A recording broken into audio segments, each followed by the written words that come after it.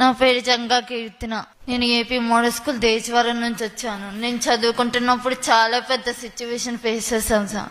చెవు సరిగ్గా వినిపించాం, లెసన్స్ వినలేని సిచ్యువేషన్, ఎలా చదవాలో కూడా తెలియదు. అందరేమో చదవలేదు, ఈ అమ్మాయితో ఇంతటితో చదివాగిపోయిద్ది అని మాట్లాడుతూ ఉండేవాళ్ళు. కానీ మా నాన్నగారు జంగా బ్రహ్మయ్య చాలా ప్రోత్సహించారు సార్. పక్కనే ఉండి నువ్వు ఎవరిని పట్టించుకోవద్దు, నువ్వు ఖచ్చితంగా సాధించగలుగుతావు, బాగా చదువుకోవాలి, మంచి మార్కులు తీసుకొచ్చుకోవాలి. మరియు మా ప్రిన్సిపల్ మేడం శ్రీమతి వెలంగని మేరీ గారు పక్కనే ఉండి ప్రతి నిమిషం గమనిస్తానే ఉంటారు, ప్రతి క్షణం వచ్చి మాట్లాడుతూనే ఉంటారు. ఎలా చదువుతున్నావు, చెప్పేది అర్థం అవుతుందా లేదా, నీకు అర్థం కాకపోతే పక్కనున్న వాళ్ళని అడిగి తెలుసుకో. ఇంటికి వెళ్ళి వెంటనే ఇంటి దగ్గర ఉండి రోజు నాన్నగారు పక్కనే ఉంటారు. హాస్టల్ కూడా పంపించలేదు నన్ను, పక్కనే ఉండి ఎలా చదువుతున్నా, అసలు ఏం జరుగుతుంది మొత్తం నాకు చెప్పు, నేను చూసుకుంటాను, నువ్వేమి ఆలోచించొద్దు.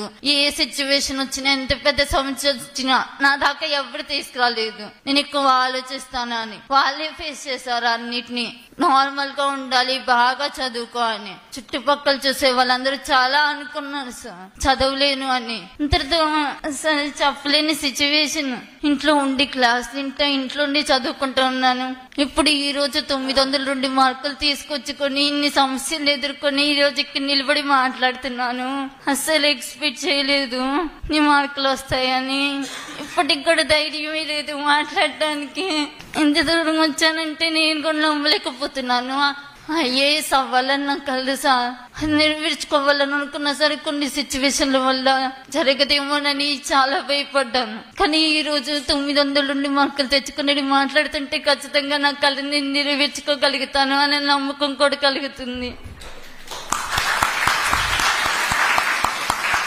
కేవలం చదువుకోవటానికి మీరు కొంచెం సహాయం చేస్తే తప్పనిసరిగా బాగా చదువుకోగలన నమ్మకం మాత్రం నాకుంది. ఎంత దూరమైనా చదువుతాను, చదవాలని నమ్మకం చాలా ఉంది సార్. చదువు అంటే చాలా ఇష్టం. మా నాన్నగారికి చదువు అంటే చాలా ఇష్టం. కొన్ని కారణాల వల్ల ఆయన చదువుకోలేకపోయారు. ఇప్పటి నుంచి చిన్నప్పటి నుంచి బాగా చదువుకోవాలి అని కళ్ళని అలవాటు చేశారు. ఇంట్లో కూడా పనులు కూడా ఏమి చేయను, చదువుకోవటమే పని, చదువుతూనే ఉంటా. బాగా చదువుకోవాలి, ఇంకదొక్కటి నేర్పించారు. ఇప్పటికి కూడా లెసన్స్ అర్థం కాకపోయినా అసలు మాటలు కూడా అర్థం కావు. వాళ్ళు మాట్లాడుతూ ఉంటే వాళ్ళని చూసి వాళ్ళు ఏం మాట్లాడుతున్నారా అని తెలుసుకోవటం. ఇప్పటికి కూడా ఇంతమంది మాట్లాడారు, నాకేం తెలియదు, నేను నార్మల్ గానే ఉన్నాను. నేను కొంచెం చూపించుకొని బాగా చేయించుకోవాలి సార్. అది నా బాధ్యత తల్లి, మేము మాట్లాడుకున్నాం.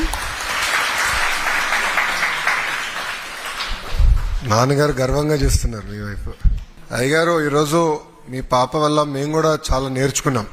ఈ మీటింగ్ వచ్చే ముందల పాప గురించి కూడా మేడం గారు చెప్తాం జరిగింది. ప్రిన్సిపల్ సెక్రటరీ గారు కూడా మాట్లాడి అసలు ఇది కూడా మనం ఎట్లా మిస్ అవుతున్నాం, ఇట్లయితే ఎట్లా మనం ప్రభుత్వం అంటున్నాం, ఇన్ని కార్యక్రమాలు చేస్తున్నాం, ఇది ఎట్లా మిస్ అయ్యామని మేము చర్చించాం. ఒక మాట చెప్పాలని మీ పాపలో మేము చాలా నేర్చుకున్నాం. అంటే ఎన్ని లోటుపాట్లు ఉన్నాయి వ్యవస్థలో, ఏం చేయాలని దానిపైన ఒక కార్యక్రమం ఇప్పుడు చేపడతాం. వచ్చే సంవత్సరం నుంచి ఇట్లాంటి హియరింగ్ ఇబ్బంది ఉన్న పిల్లలకి వాళ్ళకి మెరుగైన మెషిన్లు ఎట్లా అందజేయాలి, టెస్టింగ్ ఎట్లా చేయాలి, కంటి చూపు కూడా ఇబ్బంది ఉన్న వాళ్ళకి ఎట్లా చేయాలి అనేది మేము వాస్తవం నేర్చుకున్నాం, తెలుసుకున్నాం.